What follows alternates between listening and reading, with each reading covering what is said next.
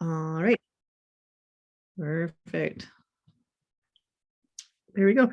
I'm gonna pass it over to our chair, Randy Harris, to kick off our meeting. So go ahead, Randy. Hello, thanks everybody, and welcome to the annual general meeting. I think this is our 13th annual general meeting since we formed back in 2008. I'm Randy Harris. I'm actually an independent forest consultant working here in Cranbrook, if you haven't met me before. And I've been chair here since 2016, and I keep trying to pass it off, but nobody likes the great honor. Before we start, I'd like to acknowledge that EKISC works and operates in the traditional territories of the Tupinambasik nations who have been in this region for thousands of years stewarding the land, and we regard ourselves as carrying on that tradition. I'd like to thank all EKISC staff for getting the agenda together. We only had this last November, so if you were there in November, this is going to look rather similar. Follow the same agenda. I think Megan is actually setting up the Zoom call and the PowerPoint.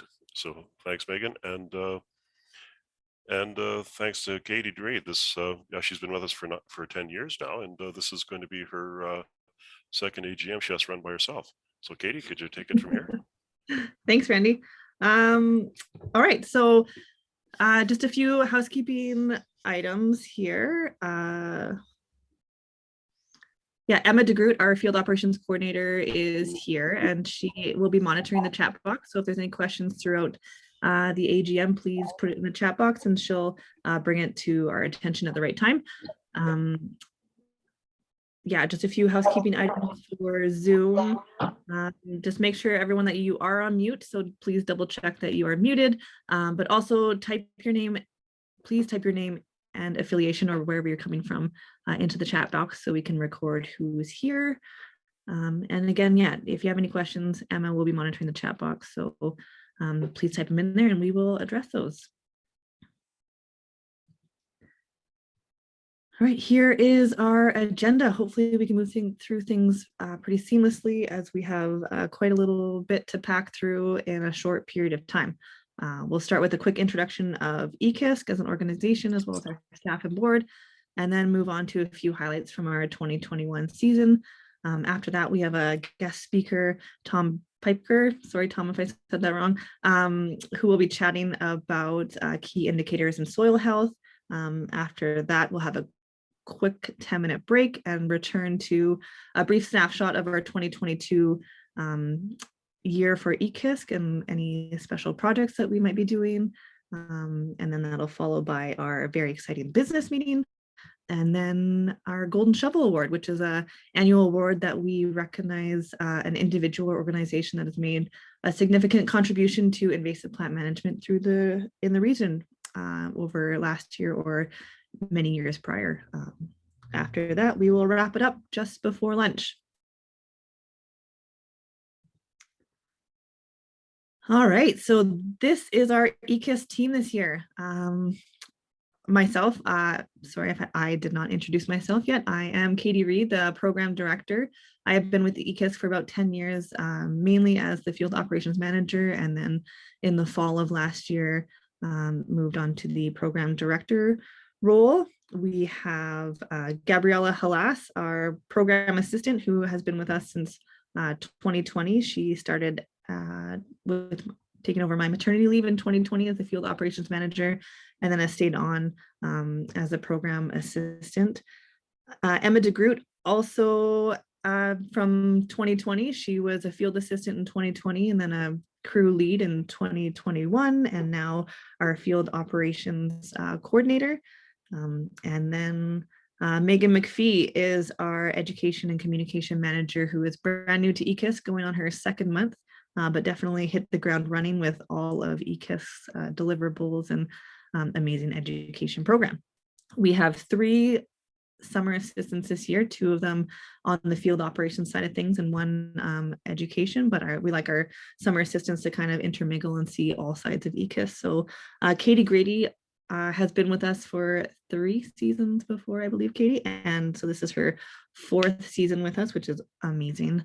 Miranda Stewart is joining EKISC for the first time as a field assistant, and then Justine LaRue is on the education side of things this year. So you should see her out and about at in our booth or teaching children. They've been in the schools already and doing a couple industry workshops. So yeah, pretty awesome team. I'm really pumped about our team this summer. Recent departures, Danny Smart was our previous field operations coordinator and had been with EKISC since 2017 or 2018 for 3 or 4 years.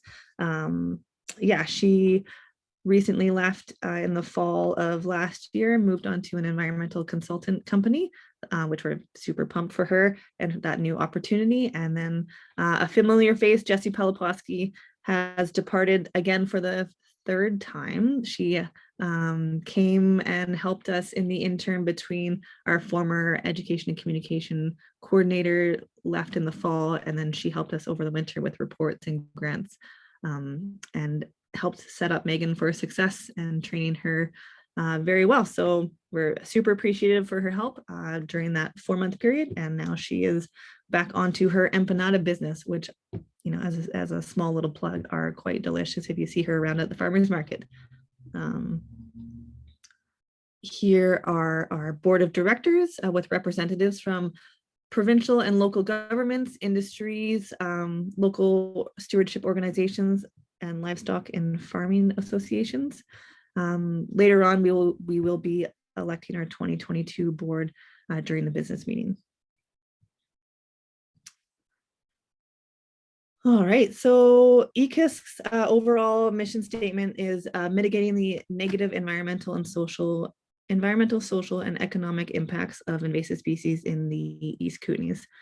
So EKISC works to coordinate invasive species management in the East Kootenays. We are one of 16 regional invasive species organizations in the province that works with ministries to coordinate and administer invasive plant treatments on public lands and coordinate awareness and outreach activities. As such, EKISC is not a land manager. We work with land managers to facilitate a coordinated approach to invasive species management and work to foster increased support for invasive species management throughout the region. We primarily work on public lands, but we also do a few private lands as well. We are also the main delivery agency for invasive species education and outreach, and administered training and outreach opportunities to many different groups in the region, from public schools to industry to environmental groups. We have a lot of different education opportunities. And then, we'll just do a quick highlight of our 2021 season. In 2021, we had about 20 funders supporting EKISC, which is similar to 2020. EKISC generally does a lot of fee-for-service work, which is most often subcontracted to our area controllers or herbicide contractors, but often we do have our in-house crew that conducts a lot of inventories or mechanical treatments.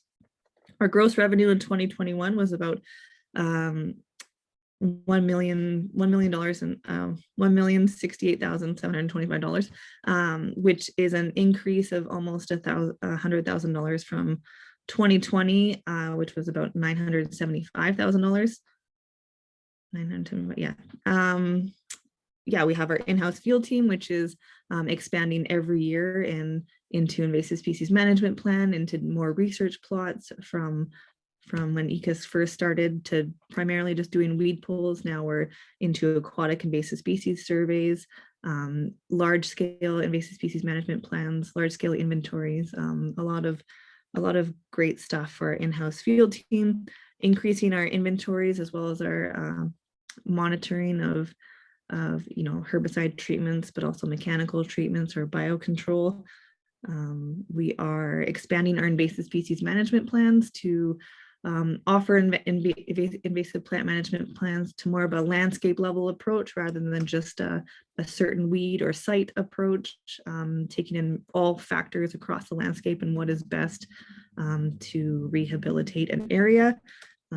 Our invasive mussel monitoring program is going on its, I believe, 6th year, and we are slowly increasing more lakes and sites with that. And our education and outreach program is, I think, second to none. We have a great program. Yeah, and a quick data numbers for our 2021 field season.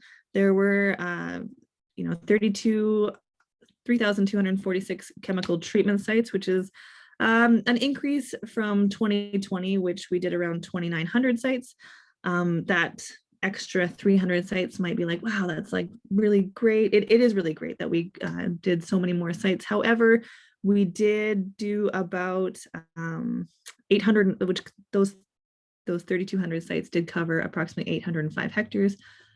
In 2020, we did 2,900 sites, but we also covered 855 hectares. So we were treated less ground, but more sites. And you can read into that many different ways, thinking that we covered, our management plans were successful the year before, that we are covering less ground because the treatments are working, or we're going into more backcountry area where there's smaller sites, but we are getting more sites. It really, those numbers do fluctuate every year, but all contributing to the success of the invasive species management across the landscape. We had 63 manual treatment sites, which was up from 55 the previous year. We had almost 9,000 hectares of land inventoried, which was a massive increase from the previous year, which was just under 2,000 hectares. And that is largely due to the Kootenay recreation management plan. And we were involved in inventorying a large area of that plan ahead of invasive species management that was conducted last year and will be continuing to be conducted this year. We have increased our water bodies for our aquatic invasive species surveys from up to 21 from 15 from the year before. Yeah, and just a few highlights about our invasive species management plans that we are doing and are continuing to doing. Our massive Elk Valley invasive plant management plan successfully completed year 2 in 2021, as well as our Wycliffe Conservation Complex. These are all areas where multi-funders are coming together to have a coordinated approach across the landscape based with a guideline of an invasive species management plan. So yeah, year 2 for both of those. And our Dewar Creek Hot Springs BC Parks Orange Hawkweed site had its 4th year of treatment. And that was a pretty tricky one because normally it is a very, it's a trip that normally happens in June or early July to get the orange hawkweed, but with the fires last year, and there was actually a fire by Dewar Creek, that one was pushed to later on in September. So yeah, definitely a couple struggles last year with the heat domes and the fires, but still managed to get a lot of groundwork done. All right, and now I'm going to pass it off to Megan here to talk about our education and outreach program. Awesome, thanks, Katie. Hi, everyone. Those are some hard numbers to compete with. Good job, field crew. Similar to 2020, unfortunately, we were still pretty affected by the COVID-19 pandemic. With regulations and people's comfort levels and stuff like that, we kind of stuck to a blended outreach strategy. So unfortunately, we did not make it to as many in-person events as we would have liked to. We did, however, make it to 2 community weed pulls that we hosted, one in Kimberly with Wild Site and one with the Eager Lazy Lake residents. And we did have a 3rd one, unfortunately, was canceled due to the wildfire smoke as well. And then on top of that, we did attend several polls and did facilitate polls in a different way by donating tools to school groups. And we did attend a poll with the 5th graders in Sparwood, which was awesome. And then we did manage to make 5 BC Parks visits with the PEF funding, focusing on aquatic invasive species at parks with lakes, as well as terrestrial invasive species outreach. And we were able to talk to 231 visitors at our booths, which was awesome. Oh, thanks, Katie. So what we lacked in in-person events, we did make up for with our online presence. We were able to create 3 brand new webinars, one of them being wildflowers versus weeds, which was super popular. We created several videos with Play, Clean, Go and Clean, Drain, Dry campaigns for our social medias. We had 2 new ads in the Backroads Map book, as well as the Kootenay Mountain Culture magazine, which is super awesome. We managed to do a newsletter every month with a 46% open rate. And we had over 2,400 unique website visits, which was sweet. And then our social media, our Instagram and Facebook and TikTok and YouTube was heavily focused on last year. We reached over 600 follows on Facebook, a little less than 400 on Instagram. And then our Weedy Wednesday TikToks were super popular, and one of them even saw almost 2,000 views, which is pretty cool. So overall, pretty successful outreach, despite not being able to meet much in person. But the EKISC message was definitely out there. And then, yeah, that is all from me. Tom, if you don't mind taking it away, we have Tom presenting on key indicators in soil health, as Katie introduced. Oh, good morning. I'm just going to get my stuff set up. Can you all hear me okay? Thumbs up? Yeah.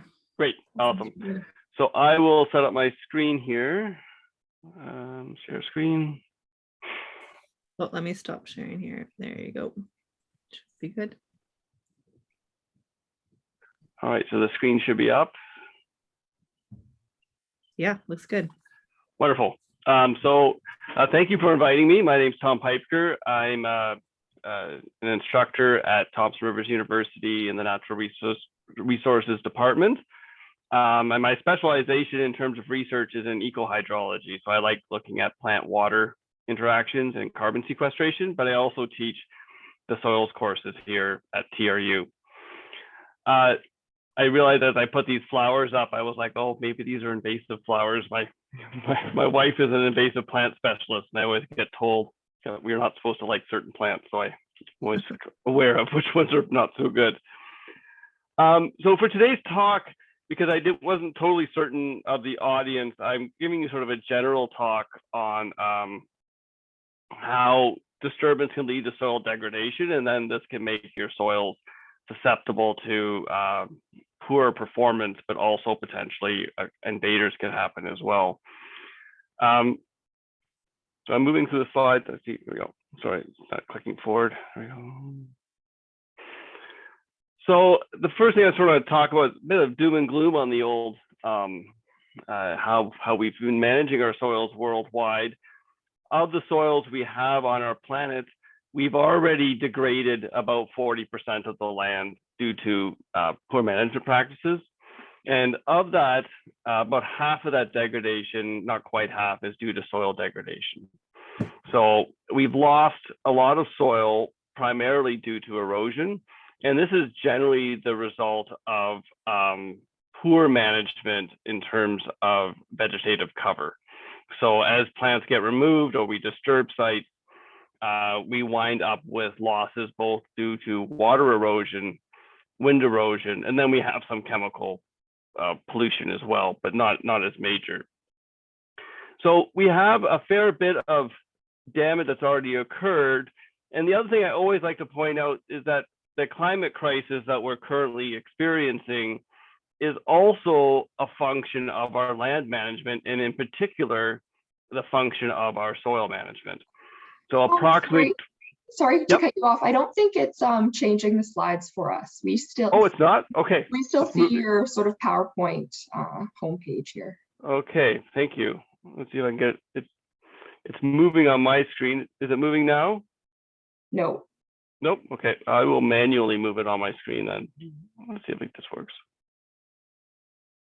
Is it moving now? Yeah, we see the goal. Okay. Yeah. I will. I'll just move through this way. It's not advancing otherwise. Thank you for letting me know. Oh no, thank you. So this was the initial screen I had up looking at degradation on soil in terms of the world, and we have about 40% degraded. And then the other aspect I was just going to touch base on is that about 20% of the greenhouse gases in our atmosphere are directly the result of decomposition of soil organic matter that has gone back up into the atmosphere. And this occurs due to things like deforestation in tropical rainforests, where you eliminate the vegetative cover and the soils then decompose and you lose carbon to the atmosphere. Drainage of wetlands, the loss of organic soils. Once you let that oxygen into your soil, you promote losses. And then agricultural practices in general have worldwide resulted in decreases in organic matter. And this is one of the indicators you need to be concerned about. Now, each soil is different, so you have to be aware of what type of soil you have. But we have been consistently removing carbon from our soils, and carbon is one of the building blocks of soil in terms of maintaining its function. So when we start to degrade soil, we sort of get into a sort of a spiral of damage. So if you remove vegetation from a site, this exposes the soil to erosion. The erosion will result in loss of humus, so organic matter and nutrients, which reduces productivity, which further enhances severe soil loss and water storage. So then you go into this cycle of poor productivity, and ultimately it has implications for the site as well as productivity and incomes for local people. So when we're thinking about soil and trying to maintain its health, soils can be kind of thought of as fairly simple. There's basically four main components that we're thinking about: the solid component and the pore space. The solid component is made up of mineral soil, so that is your sands, your silts, your clays, those different varying sizes of broken down bedrock material, and coarse fragments, so the rocks in your soil. And this will largely dictate how your soils function, along with the organic matter that's in your soil. So in this example here, we have 5%, but it can go up much higher in a mineral soil to 20, 30% sometimes. And then there's organic soils, which of course are 100% organic matter. And then the other portion that we concern ourselves with is the pore space. So the proportion that's air or water. This is the space that's open, and it will vary as well. And if you just disturb your soil, you'll alter the ratios present within a particular soil type. I also just wanted to give you a little bit of background just to make sure we're all on the same page in terms of soil profiles. So if you dig a soil pit and you look at the profiles present, the typical soil will have a top horizon called your LSH, sometimes called an O horizon. That's going to be your litter horizon, so dead plant material. Below that, you're going to have a horizon, which is the humus horizon. It typically has a buildup of organic matter. And then below that, you'll have a B horizon, which is an accumulating horizon, which has, it's been weathered, so it's changed over time, but it's generally speaking, it's sort of what we would consider subsoil. And then you have your C horizon. And then in some soils, you get an AE horizon, which is this sort of gray alluviated horizon where material has moved out of it. And you often get a very light colored horizon. So just looking at a picture of a soil, looking at those soil layers, if you look at the picture on the right, which has the turf on top, that dark brown will be your A horizon. Moving below that, that sort of reddy hued would be your B, and below that would be your C. And it's really that A horizon, which we also sometimes just call topsoil, is the key element within a soil in terms of productivity because it contains your organic matter. It's generally where the roots are occupying, and it's where most of the biological activity is occurring. So damage to that particular portion of the profile will result in changes in your soil quality and then ultimately potentially changes in productivity. The organic matter in the soil becomes important because what it helps do is cause your soils to organize and aggregate. So if you dig out soil and you pull it out in front of you, you'll often find that it comes out in these little clumps or sometimes in little balls. And that's the sort of aggregation that occurs. And it occurs for multiple reasons due to freeze-thaw cycles. But one key component is having organic. So if you look at this sort of cartoon, on the far left is a micro aggregate. It's a clump of soil, and interwoven within that clump of soil is organic matter and perhaps roots and fungal hyphae. And these help bind the aggregate together. In fact, fungus will often actually extrude something called glomalin, which will actually help aggregate soils and cause them to bind together. So if you put fungus into a bunch of little sphere balls and that they're not clumping together, they'll actually increase the amount of output of material to try to get the soil to aggregate. And this has benefits because what you're doing is you're creating larger clumps, which allow for bigger spaces in between those aggregates, which allow for things like better water drainage into the soil profile, as well as aggregation, sort of aeration of your soil. So just to give an example of this, in the picture we have on the slide now, you have on the left a high organic content soil, and you can see the aggregates. They look like little balls, and a low organic matter content soil, where again you have some aggregation, but once you wet them on the right, the high organic matter soil maintains the aggregates. They don't fall apart. The low organic matter soil, because you don't have these binding agents within the soil, the aggregates are more likely to fall apart, and then the soil puddles, and now you have individual grain sizes. So what you've lost is all these large pore spaces, which allow for air to penetrate. It makes it easier for roots to penetrate, and it allows for water to infiltrate. And those are all key factors that you want to maintain in the soil. So what we're thinking of with pores in soil, so the air spaces that can either be air or water, first of all, are macropores. So macropores are large pores. These are the pores that if you let the water drain because of gravity, they'll empty out. So if you think of a sponge, if you put a sponge in water and you pull it out of the water and the water will drain out of your sponge, it's emptying the macropores in your sponge. So these occur because of how soils pack. So in the case of the A picture here, those are sand particles. Sands make allow for generally fairly good macropores. You can have cracks in your soil, which allow for macropores to form, and then biological activities such as earthworms or other organisms that create tunnels in your soil also allow for macropores to form, so like biopores.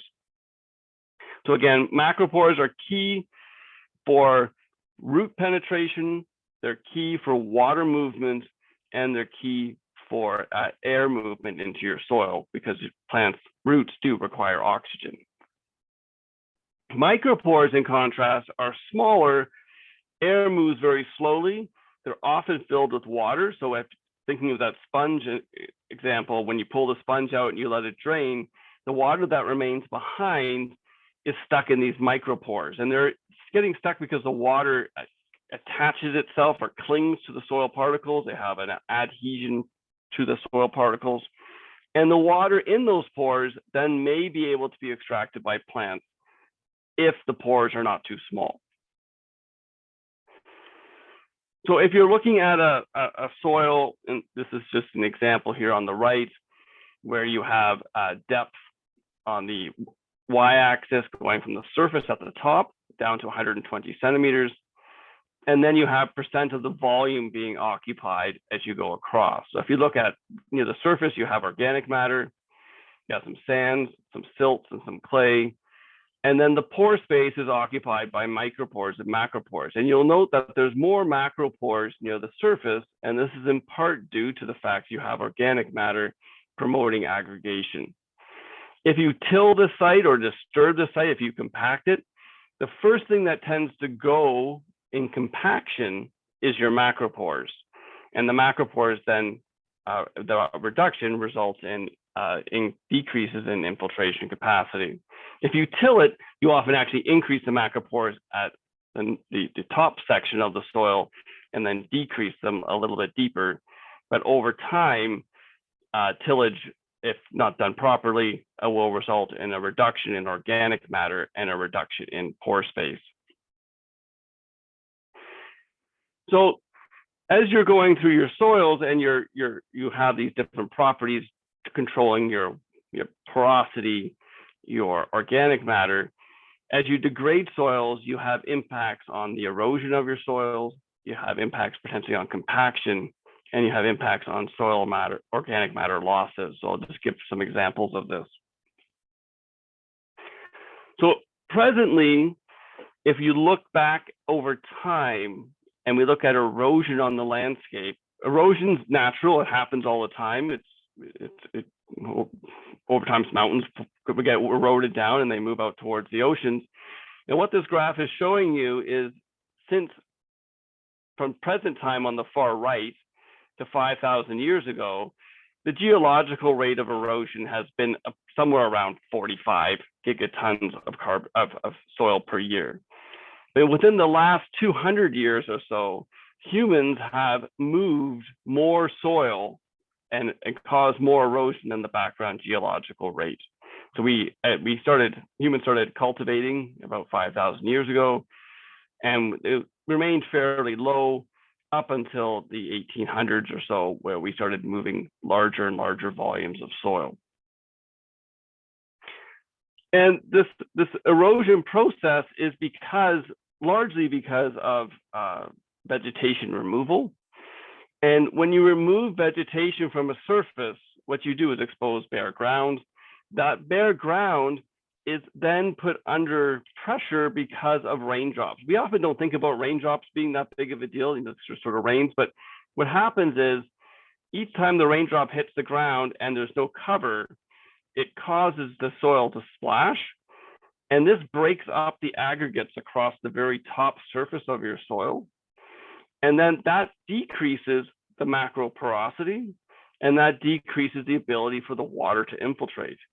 This promotes overland flow, which is what you don't want. And then the water will then potentially erode the soil off the surface. So one indicator for a site, and these vary depending on where you are, is how much bare ground you have. So if a site typically should be 100% vegetative cover, but we've reduced it for whatever reason, and now you have more and more bare ground, you are increasing the probability of erosion. So one way we as humans have been disturbing is we like to till. Tillage has been going on for thousands of years. There's lots of benefits to tilling, weed control being one of them. You also break up the soil and aerate it, and over the short term, that is beneficial. There is a general move towards no-till for lots of different types of crops. One, the benefit is that because you're not turning the soil over so much, you're not aerating the soil and causing the carbon to decompose. And as we looked at earlier, it is that carbon which allows for the soil aggregation. So over time, without remediation, tillage results in reduced soil organic carbon, reduced macroporosity, increased bulk density, and poorer production. So to fix this, we often will add organics to try and fix the loss of organic matter in the soil. Whereas a no-till has that advantage of not having that losses. And there's a big movement afoot in agriculture to try to improve carbon sequestration in soils, not just because of the climate crisis, but because it actually increases productivity of your soils. One other impact of tillage is soil crusting. So once you expose your soil to the atmosphere and you have raindrop splash occurring, you get that crusting occurring on the surface. And this can impact germination of plants if you have rainfall, which causes that crusting to occur on the surface. So just giving an example of how tillage can cause some negative aspects. What you have in this image here, where I'm showing these two tires, the graph on the left is what I'd like you to look at. So bulk density is the mass of soil per unit volume. So if you have more mass, then you have less airspace. And then you have depth on the y-axis going from 0 to 50. The black dots are before plowing. The crosses, or the X's, sorry, are after tillage. So what ends up happening after tillage on the top surface, you end up getting lower bulk density, which means you are getting bigger pore spaces, more porosity in your soil, which is beneficial for growing. That aeration is what ultimately causes some loss of soil organic carbon. But what you see happening at depth below the level of plowing is you see an increase in bulk density occurring at around 15 centimeters in this graph. And this creates what we call a plow pan. So repeated plowing over a site will often result in compaction at depth. This has some negative aspects. One, roots have a hard time penetrating the plow pan. Two, if you're on a slope and you get a heavy rainfall, the water will infiltrate into the first layer, hit the plow pan, have a harder time penetrating. This can cause liquefaction of your soil and erosion of the topsoil, which is the soil you really don't want to lose. To just give you an example of this, here's a cross section of roots growing in a soil. The top layer here is where you have the aeration, the plow going through. So you have the roots growing, you have a plow pan forming, the roots cannot penetrate, and then they broke through that plow pan and the roots proliferated through that hole to occupy that space. So the plow pan or the compaction, because it targets or removes macroporosity first, eliminates the ability for the soil, for the roots to penetrate. There are, of course, ways to fix this. We do it all the time. You can use mechanical measures with a ripper, which just pulls through the soil and rips it apart. I've seen studies that have used forage radish, for example, where you put forage radish on your site and the roots from the forage radish will actually break apart the plow pan and improve infiltration. And you can see this on the right, where they did a cover crop of forage radish in squares, no cover, so the control is a triangle, and the rye is in circles. So they did a cover crop of rye. And then they planted their crop and they went to see how many roots were in a different core. So they take cores and count how many roots there are. And up near the surface, the forage radish and the rye saw more roots than the control. But as you went deeper in the soil, because the forage radish affected porosity deeper in the soil, you improved aeration, improved macroporosity, and in doing so, improved the ability of the roots to penetrate. So you can often remediate some compaction issues using either mechanical or other types of means. In terms of penetration, I think you're seeing these are all linked together. Hydrology of your soil is also affected by compaction. So infiltration of water into soil exponentially increases as pore sizes become bigger. In fact, it goes up to the power of 4. So you very, very rapidly increase the ability of water to infiltrate as you maintain macroporosity. So if we're looking at a soil, what we'll often do is go out and measure infiltration capacity. You can do this at home with a coffee can and fill it with water and see how fast it goes into the soil. But what you're seeing in this graph here is just time on the x-axis going from 0 to 2 hours, and the infiltration rate in millimeters per hour. And a typical soil will follow this dashed line, where initially pore spaces are getting filled up with water that have air, so you have a more rapid infiltration. And then it will plateau and flatline at some constant rate. And that constant rate is dictated by what's called the saturated hydraulic conductivity. And this is a function of the pore sizes. If the rainfall coming in, that's what these bars are meant to show, exceeds the ability of the soil to have infiltration, the water will run off the surface. And one of the key things you're trying to avoid on any site is overland flow, because once water runs across the surface, it will start to erode.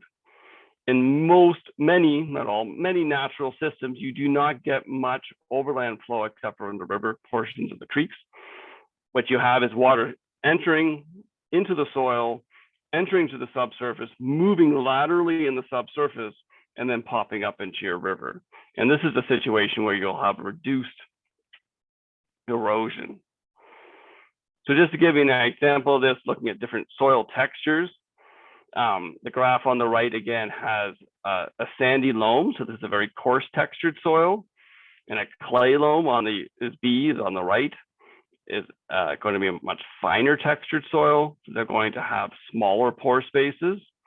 Clays have more pore space, but all the pores are very small. And if you add water to the surface, you can see that the sandy loam very rapidly infiltrates the water into the soil. The clay loam, in contrast, takes a very, very long time for the water to infiltrate because of the small pore sizes. The water also will move laterally because of the attraction of the water to the soil particles, and it'll move horizontally due to basically the water potential. So sandy loams are generally less prone to compaction because of the sand in them. Whereas a clay loam, if you have good aggregation, you'll improve infiltration. And what you can also do is if you drive on it when it's wet, you'll compact it and decrease infiltration capacity. So we call it trafficability. Coarser textured soils tend to have better trafficability, whereas finer textured soils, you have to be very, very careful about when you drive on them or put any type of weight on them, because they are more prone to compaction, and then they may cause more overland flow, which will result in soil losses. In terms of erosion on natural landscapes, this is a sort of a generalized graph on how much sediment yield a site will produce. So on the x-axis is annual rainfall. So the very, very low rainfall would be a desert. As you move further along, you'll get into a semi-arid sort of scrub range. Then you move into sub-humid grasslands and then forested lands. So you don't typically get forests until you hit above 750 millimeters of precipitation. But what you'll note about the erosion is the highest erosion typically occurs in sites that are dry, but have enough rainfall to cause erosion. And this is occurring because semi-arid scrub range, if you go into them, have lots of exposed soil. So they tend to have issues with a raindrop splash and maybe high intensity rainfall events that occur sporadically. And then you'll have erosion occurring. So, you often see, if you go to some locations like in the southwest of the United States, these dry riverbeds, but if you talk to the locals, they'll fill up very quickly on these very rare rainfall events. As you move into a wetter environment and you have more vegetation, that vegetation is what is protecting the soil from erosion. The dashed line going up is what you would expect in terms of erosion if your soil was bare. So the loss, if you go in and remove the forested stand, you increase the probability of erosion because, one, many people don't realize this, but forest canopies eliminate approximately, this is a ballpark number, 20% of all incoming precipitation. The rainfall hits the canopy and evaporates off. So immediately right off the top, you have 80% less water going into the soil. So that you have a lower probability of erosion. Second, the trees are removing moisture from the soil, creating more space for water to go into. And the roots themselves help hold the soil in place. So typically, erosion events in forested systems peak about 2 to 3 years after the removal of the forest, because the roots have degraded over time. So one of the key ways to protect soil is to maintain vegetative cover. So healthy ecosystems result in healthy soils. The organic matter, which I just want to circle back to at the end of this talk, is another key component to consider. We already talked about how they help, or organic matter helps with aggregation, which improves hydrology. It improves aeration of your soil. And then the last thing I always want to talk about is the improvement of nutrient retention and fertility. So organic matter contains a lot of the nutrients in the system, particularly nitrogen, because nitrogen isn't derived from any mineral in the soil.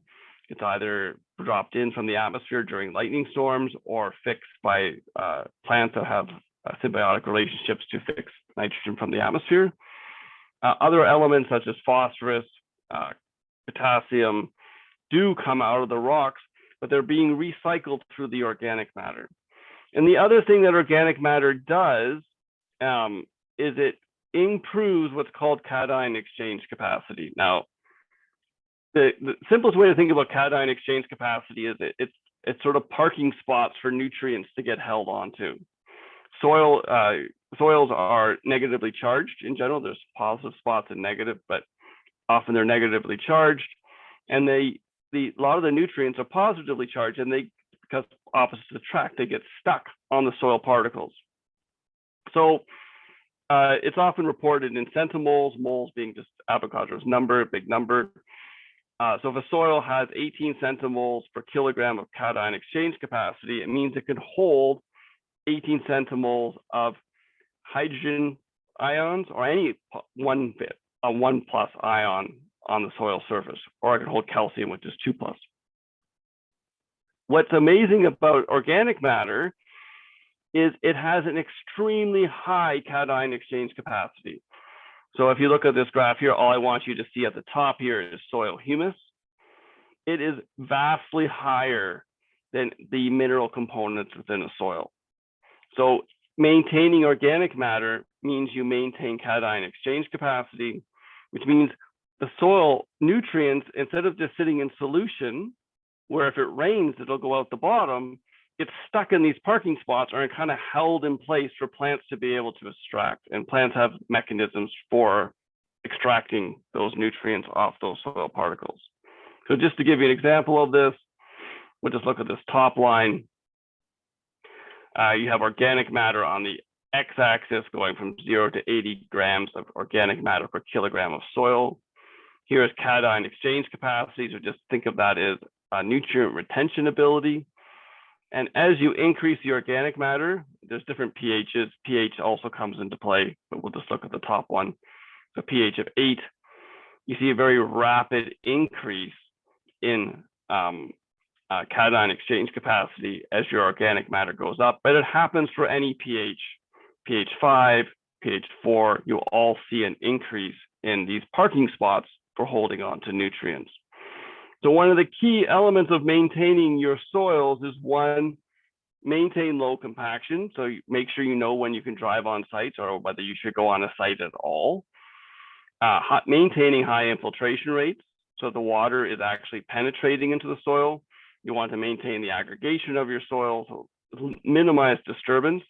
Maintain good organic matter content, so promote organic content in your soil. And again, this will vary with your soil type. Maintain minimal amounts of bare ground. So this is one thing to often think about. I often think about this because I do weed pulls as well. Thinking about if you're going to devegetate a large area in your exposing soil, trying to find ways to get things to grow back that you want, to try and protect that soil in the in-between when you're having that disturbance occurring.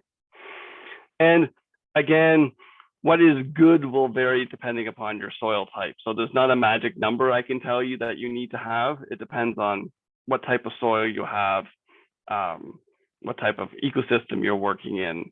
But the key here is to maintain low disturbance, high infiltration, and promote organic matter content. So I hope that was a little bit of information that was helpful. If you have any questions, I'm happy to answer, or if you want to reach out some other time, I'm always happy to chat offline too. Thanks, Tom. That was yeah, that was really, really interesting. I went from thinking about like even my own garden bed when I'm watering it and all the water pooling, and are my tomatoes even getting any water because it's all pooling on the top. But then also kind of thinking across the landscape and what happened last year with all the wildfires and all the mudslides. And when you think about removing that, or you're talking about trees and tree roots and removing that organic matter, and then water and compaction, and then there were some significant events of mudslides. And then when you're saying, you kind of mentioned that erosion will peak 2 to 3 years after the organic layer is removed and trees. So like, would you think with the wildfires that happened last year and the mudslides that happened last year that if that if Mother Nature doesn't regenerate that quickly, that we would be seeing even more events like that coming up in the next 2 years? Well, I think the wildfires have another added layer, which I didn't go into. So when you I have didn't want to open up a can of worms, but I was just like, no, it's okay. When you have a wildfire, particularly a high intensity wildfire, you can have what's called hydrophobic soils form. Basically, as the organic matter burns, it volatilizes into a gas. That gas can then condense on the soil particles as it cools. And think of like wax paper. When you put water on wax paper, it balls up because the water doesn't want to spread out on the wax paper. The same thing happens with wildfire. So the tendency with wildfires is to have the worst erosion events immediately after the fire. Mm-hmm. And that hydrophobic layer will break down over time as it naturally. And then a lot of the mudslides, I think it'll be interesting to see what comes out from researchers over the next few years. Some of those mudslides may have been wildfire driven, but some of them may have also just been crazy amounts of water. We're not supposed to get that amount of water. We don't typically. And combined with a snowpack that was present. So when you put water on snowpacks, you get large volumes as well. So yeah, I think we will see continued slumping and erosion issues over time at sites. And the key again is trying to find ways to revegetate sites in a reasonable amount of time, which is going to be a challenge. We have large areas and seeding doesn't seem to always work. And of course, sometimes they put the wrong stuff in for the seed. So maybe targeting gullies is probably a better, for erosion is a better target. Awesome. Yeah, does anybody have any questions for Tom or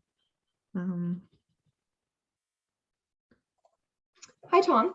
Hi. Great presentation, really interesting. I just have a question in terms of sort of ecosystem restoration, and if you're dealing with sort of historical land uses that have degraded the soil over time, is it that's sort of obviously the place to start, but you don't want to turn it into a garden where you're bringing in all this stuff and you kind of want it to be self-sufficient? Can you start with bringing in sort of that crop cover native plant species, and that will then cause the soil to naturally restore? Or if you kind of are starting with really bad soil, are you kind of fighting a losing battle? If you're going to be putting plants in there, they aren't going to do what you want them to. Yeah, I would start to think about, depending on how degraded the site is. So I've worked on sites that are mine tailings, which are about as bad as it gets. And in those situations, you probably have to bring something in to make it actually functional for growing plants. Some sort of organic matter will need to be brought in. These sites that I've worked on, if you didn't put organic matter down 20 years later, there's still no plants. They're just dust.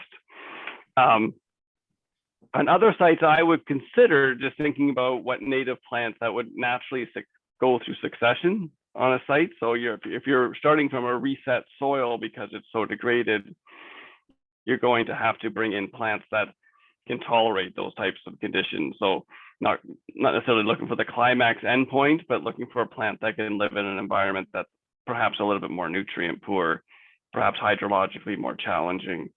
So think about what nature typically does as we move through succession. and find ways to, that'll be my first starting point anyway. Mhm. Yeah, thank you. All right. Great. If there's no more follow-up questions for Tom, thanks so much, Tom. Yeah, we are about a few minutes ahead of schedule. Sorry, just gonna share my screen, but we are ready for our break. So we'll take a 10-minute break and we will return. Let's return at 11:10, and then we'll continue on with our highlights going forward to 2022 and then our business meeting. All right, I'll see everyone at 11:10.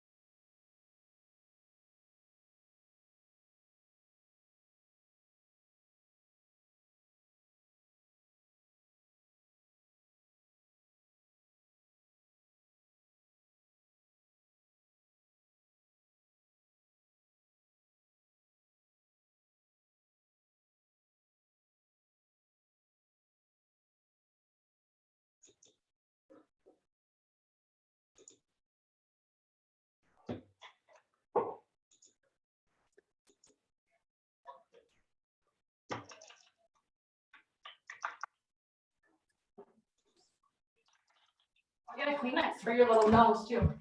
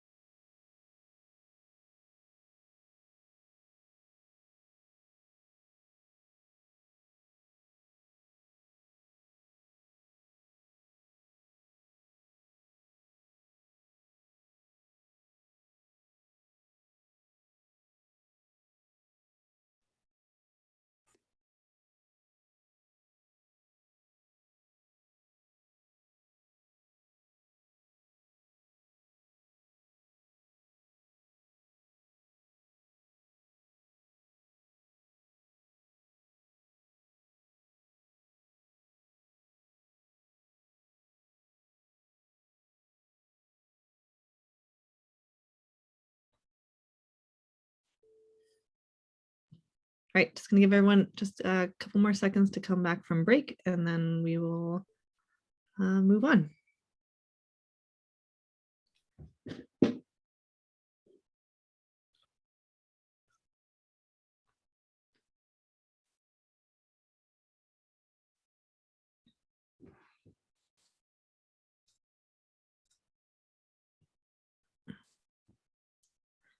All right, welcome back, everybody. Thanks for coming back.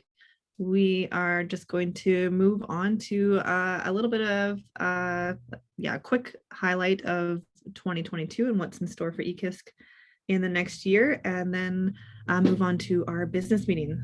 So, all right, just in the field operations side of things, for 2022, we are moving on to year 3 of our Elk Valley Invasive Plant Management Plan.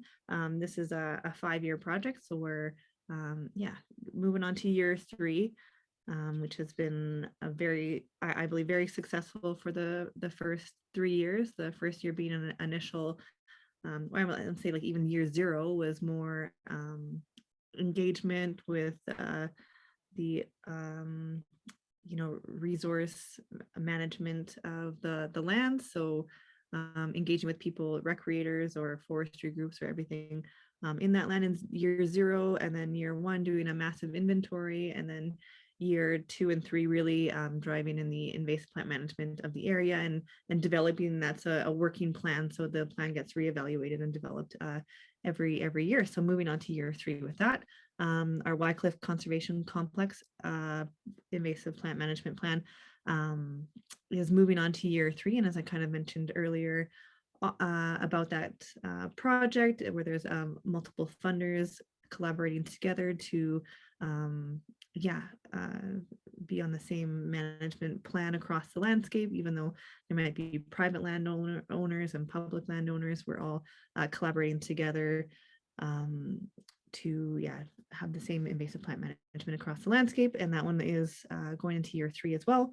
The Dewar Creek Hot Springs orange hawkweed treatment is going into year 5, and that's really a lot of mechanical pulling. So Dewar Creek is, as I previously mentioned, a BC park and an amazing hot spring if no one's ever been there. But weirdly enough, there's just this outbreak of orange hawkweed right around the hot springs, and so it's a lot of mechanical treatment of orange hawkweed. So continuing with that, our aquatic invasive surveys, so really for zebra and quagga mussels, are continuing on to year 6, and that's been a successful program and expanding our water bodies that we monitor every year. And then coming up this year, I call it year 0, just like with the Elk Valley Invasive Plant Management Plan. We do have a seed grant this year to explore kind of mimicking a massive landscape approach, kind of like the Elk Valley Invasive Plant Management Plan in either the Galton Range or the Bull River drainage. And we are right now just starting the groundwork and reaching out to recreationalists or groups, private and public land users of the area, and exploring the invasive plant needs or activities that have happened or any activities that are going on land, and seeing where invasive plants management might be of value. Sorry, there we go. All right, and then I'm going to pass it off to Megan just to talk about our education program. Thanks, Katie. Yeah, I guess for this year, the big one for us is just getting back out there and meeting with you all and meeting with the public again. The last couple of years have been pretty hard with outreach, swapping to a mostly online format. We do want to keep a couple webinar opportunities open for those who still don't feel comfortable. And also it just helps the message stay really, really accessible. But our schedule is starting to fill up, which is awesome. Like Katie mentioned, we've already attended 2 municipal training days. We've done 4 school groups with 6 more on the calendar. We've done 2 invasive plant walk and talks. We're hosting the GREP Symposium June 9th at Fort Steele, if anyone is interested.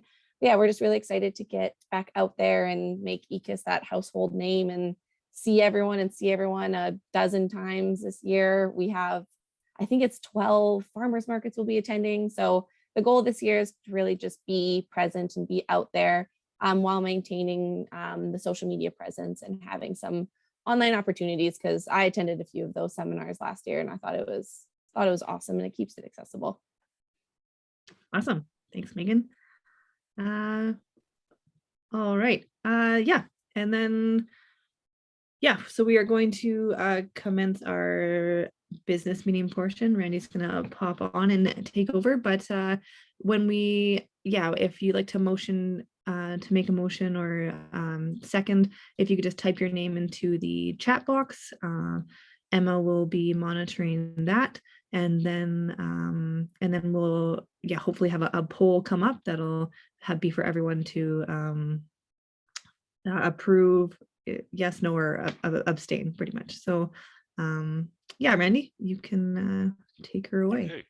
Okay, this is the legal part of the meeting here. Like every year we have to, as somebody under the Societies Act, we actually have to have an annual general meeting to review finances and the doings of the year. What you've heard from Katie is what we've done over the past year, and from Katie and Megan, what we're planning on doing in the new year. And we're just messing with the Zoom here to actually make sure you're paying attention. Sorry. Okay. So what are, and when you're saying, am I a member of the call? We have a very loose affiliation of who's actually a member of EKISC. So everybody on the call is allowed to vote. So that's just our meeting. We don't actually maintain a strict members list. So we're going to start off with, I'm going to move that we start the meeting. So could I have a second for starting the meeting? Okay. Oh, look, Myra Jukers did it properly. She said second. So is there any opposed? Just looking about. Okay, I don't hear any objections. So the meeting is now to commence. Now you'll see in front of you, this is the agenda. So I'm going to move again, is that I move that we adopt this agenda. Is there any additions?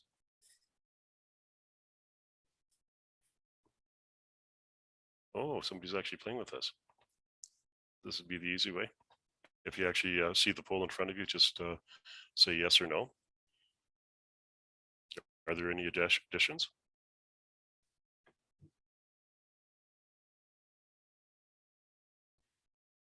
Okay, I don't see any additions, so the agenda is adopted. Did we actually, Katie, do we actually have a result from the poll? Or Megan, do we have a result from the poll?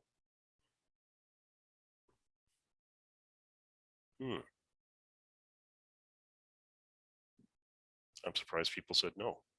Was there any okay, for the people who said no, is there any additions?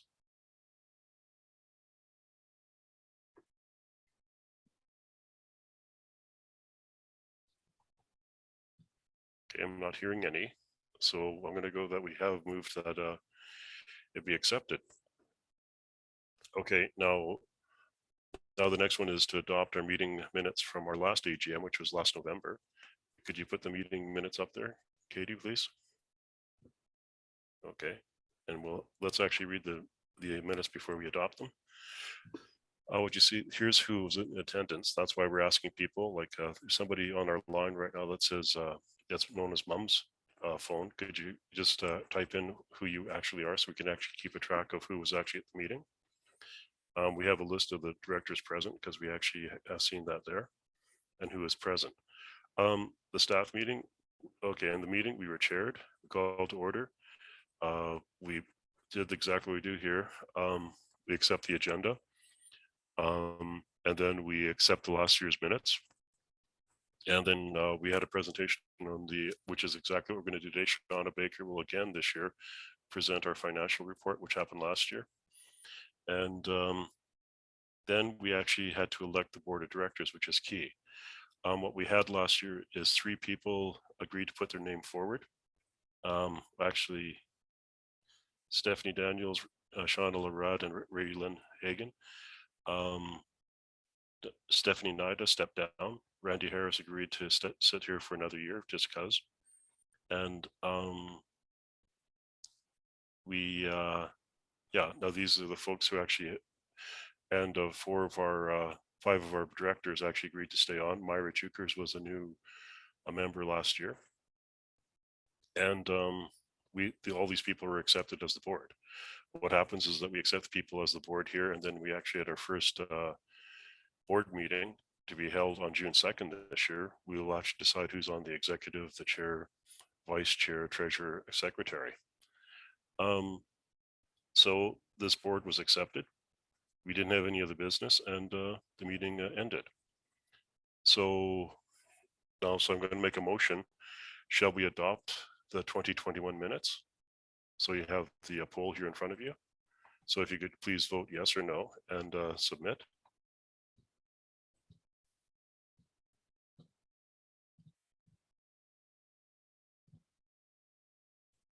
But we're using a poll, so don't type your name in the chat box now. And okay, so we got 100%. Good. So the meetings are adopted. And so the next part of the business meeting, if you go back to the agenda, is the financial minutes. And Shauna Baker, I see that you're on here in line. Could you please give us a rundown on the financial statement? And do you want to put the financial statement on the up on the website to refer to? I'm gonna, share my screen. Thanks, Randy. If you could, please. Once. We caught you by surprise, didn't we? No, I'm ready for you.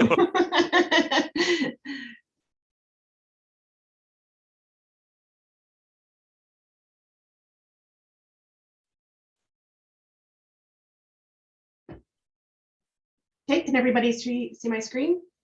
Yeah. Okay, great, thanks. Okay, so the financial information for the East Kootenay Invasive Species Council for the December 31st, 2021 year end. I'm just going to scroll back down into the report. And I'm first going to go into the statement of operations. So this is in essence the profit and loss or the income statement. Just highlighting here a couple of key pieces. So the revenue, and I'm going to show you a schedule of revenues by funder. So 2021 brought in just over $1 million that was under the management of EKISC. And budget was 1.14 million as compared to 2020, which was 924,000. So I'm just going to give you a quick breakdown of where that's coming from and why there's what appears to be a bit of a shortfall, but it's not really, it's just deferred revenues that we've accounted for. So this is the schedule of statement by funder. And so each one of the funders is identified in terms of what their contributions were to EKISC this past 2021 year end, and along with the budgeted amounts. And so when we go down through this, everything is very much in line with the budgeted amounts. The key piece that I want to highlight here is the EKISC internal crew. This is the Rippers crew. Budgeted was $31,000, but what actually came in was $50,487, and that was what was charged out to the individual funders or for the programs and treatments that were done by the crew internally. Everything again, when we go scroll down here, is very much in line. The habitat conservation, there was some funds left over from the prior year, and that's where there's a little bit of a shortfall there, but it's not really because it's just being pushed into next year. So yeah, overall, 1.07 million versus just over $1 million budgeted. And you'll notice here that we've deferred $89,000 into 2022. And this really relates to those amounts of funds that have been received in the 2021 year that really pertain to 2022. There's been some things that were done or not done last year just because of COVID, and with particularly the outreach programs and education. And we'll go more in detail when I go flip back. But budgeted was only $9,740, and that's really where that difference is coming through. Prior year, from 2020, 125,000 came back into the revenues for this year, which was in line with what was budgeted. The other major thing that happened this year was there was a donation of herbicide in the amount of just over $25,000. And so that donation also came into our revenues, bringing us up to the $1.068 million. So that ties back into this number up top here. Our expenses, when we look at administration overall, there was some, changes with the program director last year, with Kendall leaving, Hillary coming in, Hillary leaving, and then Katie coming in. So there's just some differences there with respect to the wages themselves. The accounting and payroll fee is a little bit more than budgeted, and that was in large part to the extra work required just to those changes in the staff. And there's a learning curve that happens with respect to the actual information that's being compiled and maintained. So that was there. So in total, overall, those are the major differences between those two, just a shortfall of the wages and a little bit over on the accounting and payroll fees. Herbicide was down a little bit from last year. This $90,000 includes the $25,000 donation for the herbicide itself, but was all expensed back out because it was used during the year. Treatments themselves very much in line with what was budgeted. $573,000 was done for treatments themselves. And so where we see that there's a shortfall from the budgeted line number for here, those numbers have really been pushed into and part of the deferred revenues. So those will, hopefully be expensed this next year.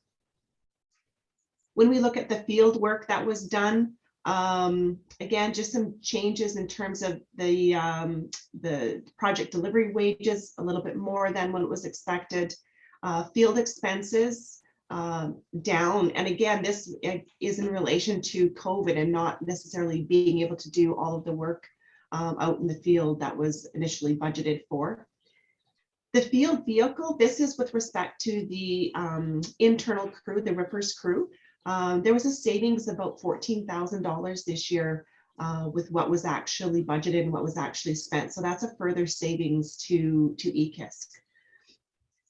The other shortfall majorly is the travel component of the field work. Again, just not necessarily being able to go out into the field and doing as much unless just allocated for that in particular. So again, you've got about a $17,000 in comparison to the budget for field work. When we look at the outreach programs, again, wages are down. Merchandise is down, outreach and education. So budgeted 10,000, but only spent about $2,400. Same thing with the travel. And again, this is all due to COVID and not being able to do the education. Megan referred to it as well, just in terms of, doing more web kind of hosting of those events versus being out in the field. So it'll be really great to have them back on track outside again. So again, another savings there in terms of what was budgeted. But where we have underspent, these funds really have been pushed forward into 2022 so that where there was funding provided for outreach and education and certain treatments and things like that, those funds have been pushed into deferred and will be spent in this next fiscal in 2022. So the expectation is that those funds will be spent that has been received, but it's just been pushed out into when it will actually be spent. So in terms of our expenses overall, $1.04 million of expenses, which gives EKISC a profit of revenue over expenses of about $27,000, which is very much in line when we look at 2020, which was about $26,000. And realistically, this is a lot of this surplus is coming from the rippers crew in terms of its excess that it was able to over the budgeted a number, as well as the savings. So in addition to those other items that I have mentioned, but like I said, a lot of that's been pushed into next year. So this will be a great addition to the contingency fund, which is something that I know the board has been wanting to increase back up to a level that would account for future, in case any funding goes awry, then there's some funds there to take care of staff and whatnot. I'm just going to go to the last page here too, in terms of the deferred revenues. Excuse me. So this is the breakdown of what makes up the $89,000 and what will be spent in the future. And so this is, Katie and I have gone through this together to determine, those program funders that have provided funding, that those funds will now be used in 2022. So that's the breakdown of that 89,000, and there was for the prior year what came in for what was used in 2021. Okay, Shauna, could you And- explain the difference between our like, because we end our fiscal on the calendar year versus fiscal? Could you mention that here? Yeah, absolutely. So right now, a lot of the funders are based on a year end that pertains to April 1st of 2021 through March of 2022. And so the fiscal year end of EKISC follows a calendar year, which is January 1st through December 31st. So there's a timing difference between the two variations between the fiscal year ends of March 31st and the fiscal year end of EKISC. And that's where a lot of these funds are coming through to, is some of these funds will be used in 2022, in the first 3 months of 22 for reporting and things like that, because it follows along with the program funders fiscal year ends of the March year end.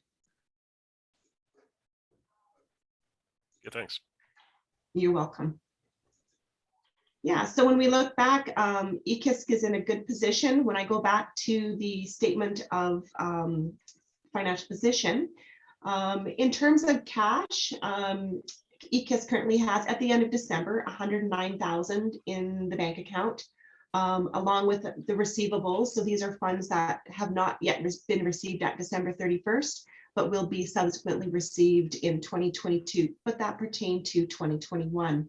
And so when we compare the cash and the accounts receivable, it's very similar to what happened in 2020 when you add those two together, because this is in essence funds that have been included in the revenues and expenses that have been paid out but just has not yet been received. Inventory, this is the herbicide inventory, and it just represents what was physically counted at the end of December. So the current assets of EKISC is about $390,000 at the end of December, which is almost exactly what it was the year before. In terms of the liabilities and net assets, so accounts payable and accrued liabilities, this relates to just things that have been purchased and expensed. So we would have seen those in the statement of operations, but have not yet been paid for as of December 31st. These amounts have now all since been paid, and that includes things like accounting accruals, vacation pay owed to staff, and just your regular suppliers and the amounts that are owed to them. And then again, those have since all been paid out. Due to government agencies, this just relates to the amount of GST that has been collected on the fee for service and reported to the government. And again, those amounts have been since paid. And of course, we have our deferred revenues coming in of $89,000 because those amount of revenues will be pushed into 2022. And that of course leaves us with our net assets of 269,000. So when you add up all of the liabilities, we've got 389,000, which matches and agrees to our assets. And the net assets really pertains to, this one last page here. If we take all of the profits from prior years, so when we look at the end of 2020, we had a surplus of $242,000.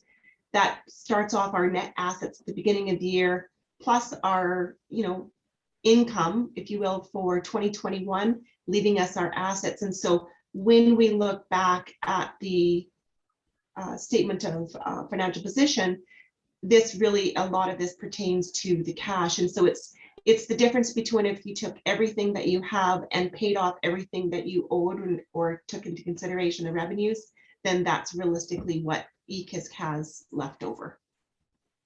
So December 31st. To December 31st, yes, of course. Okay. Okay, does anyone have any questions for Shauna?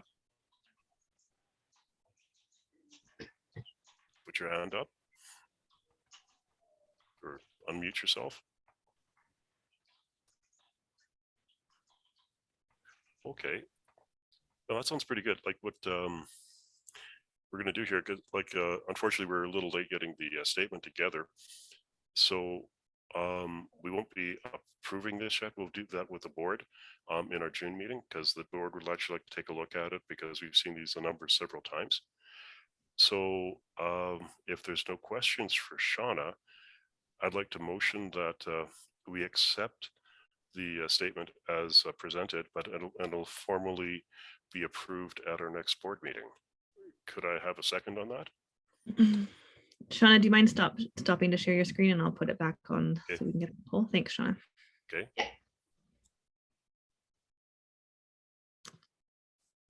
Perfect. Okay, do we have a poll?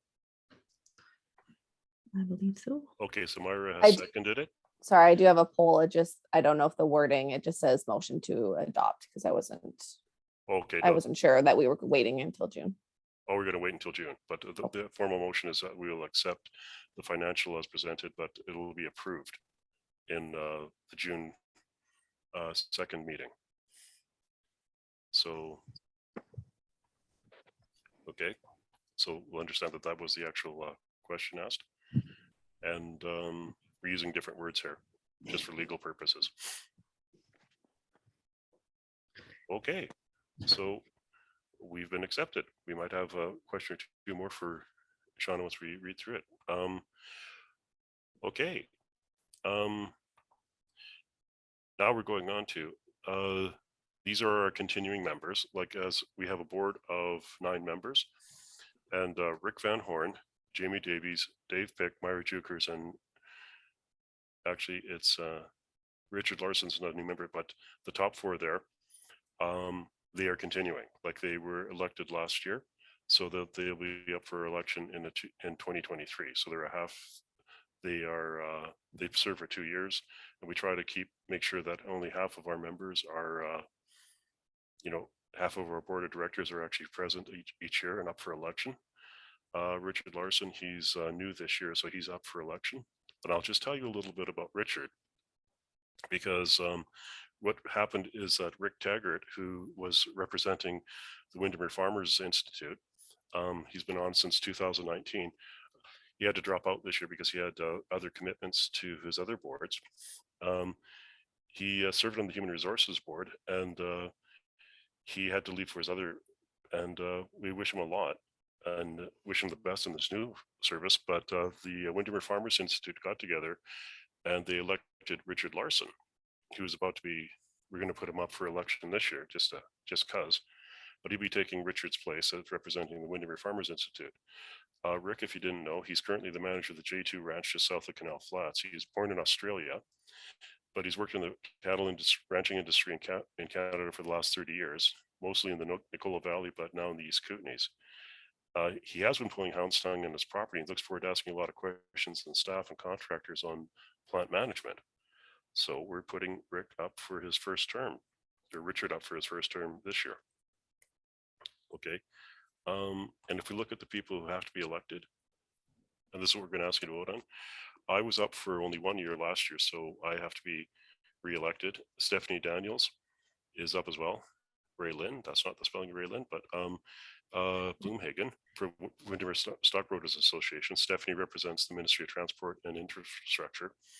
And Shauna Larad for the new Ministry of Forests, which used to be MFL and ROD.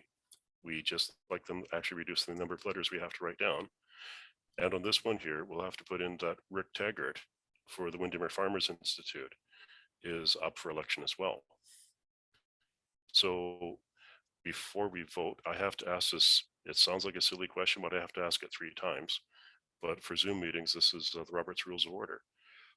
Is there any other nominations from the floor to be on the board of directors? Well, you're still sitting there in shock. I got to ask you again. Is there anyone else who would like to join the board of directors?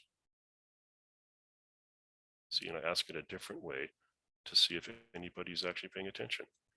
And for the 3rd time, would anyone else from the floor like to join the board of directors? I'm zooming up and down everyone's face, and I don't see anybody putting their hand up, which is such a surprise. It's a great honor. You should really actually put your hand up. Staff aren't allowed, by the way, but you can put your name up. Okay, I'm not hearing any other additions. So this list here, with the addition of Richard Larson, I motion that we accept the members standing for election as presented, with Richard Larson being added to this list. Do we have a poll? I am working on it. We could do it the old-fashioned way with raising Let's- our hands if it's Okay, taking okay, too long. let's do it that way. Okay, could I have a second, please?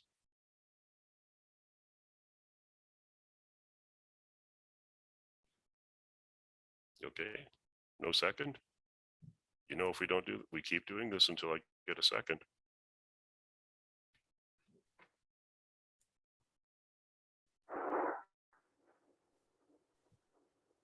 I can second, but I feel like I'm seconding all the time. Yeah, that's true. You're being very good there. I think everyone else went for a coffee. Thanks, Myra. Okay. Okay, Todd Larson seconds. Thank you, Todd. There we go. Okay, any opposed?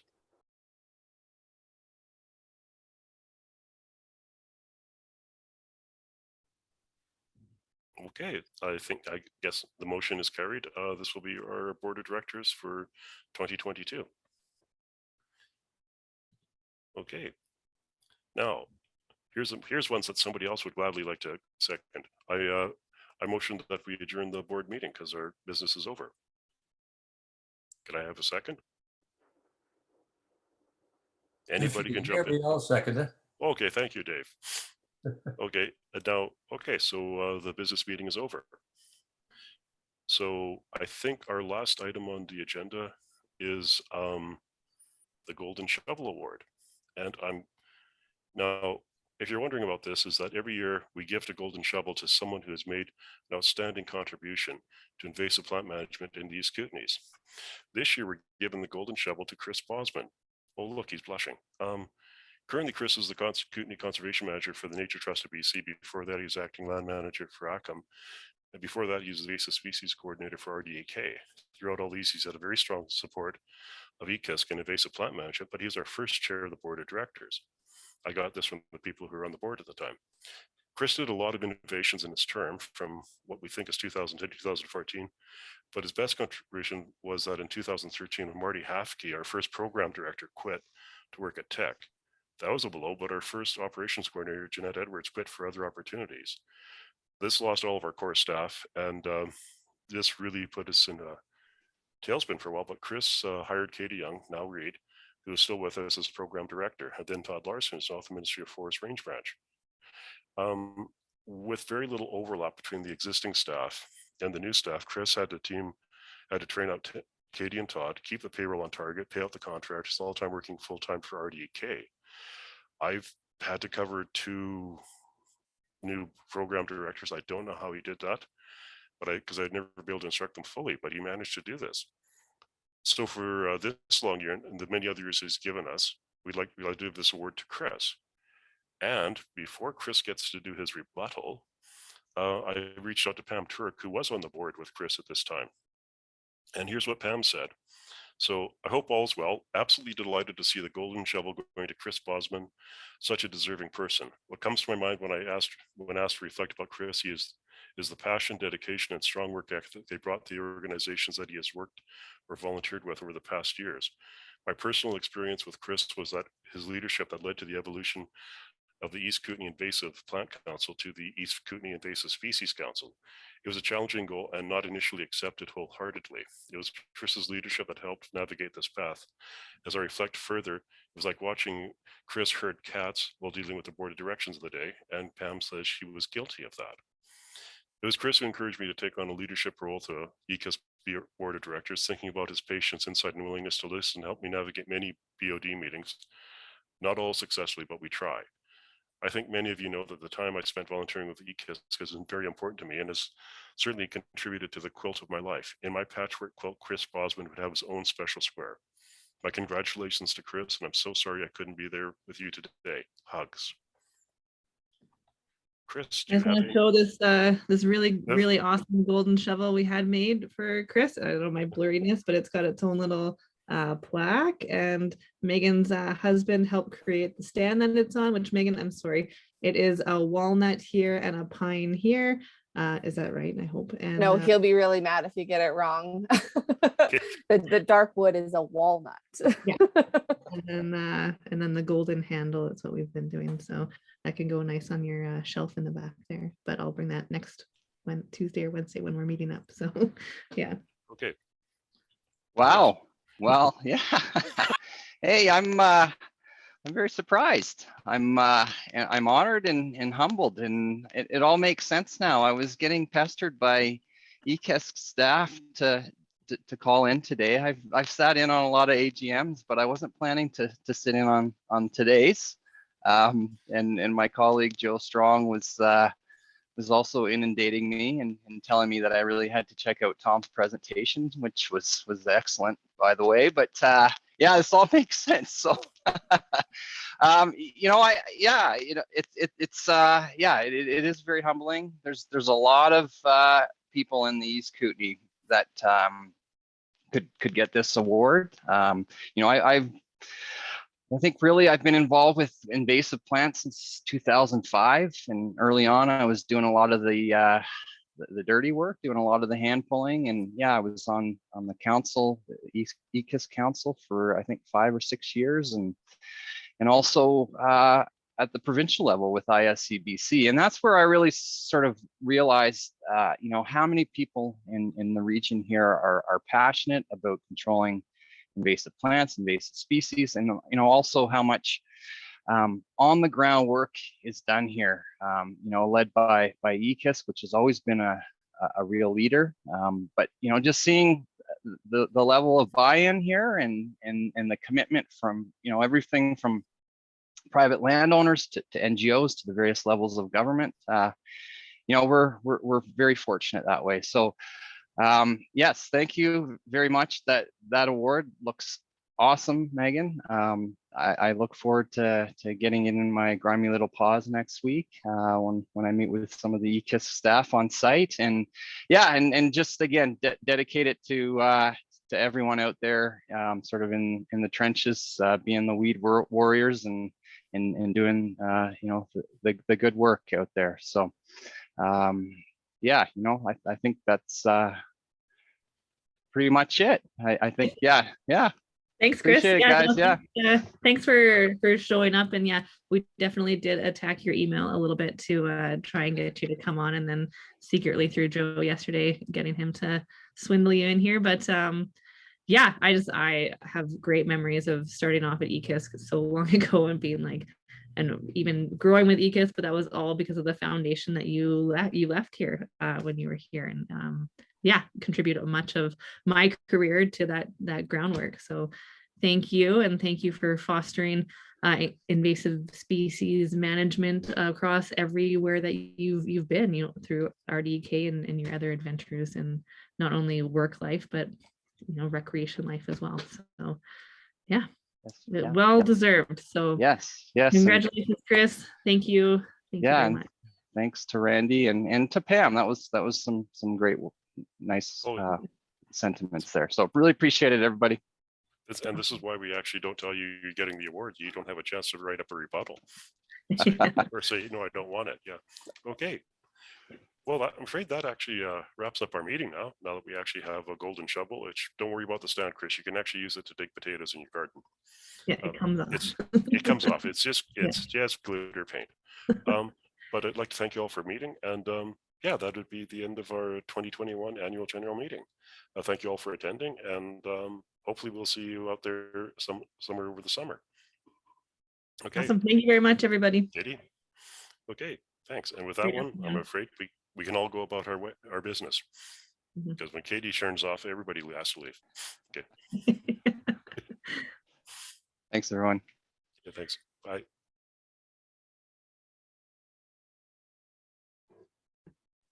Thanks, everyone.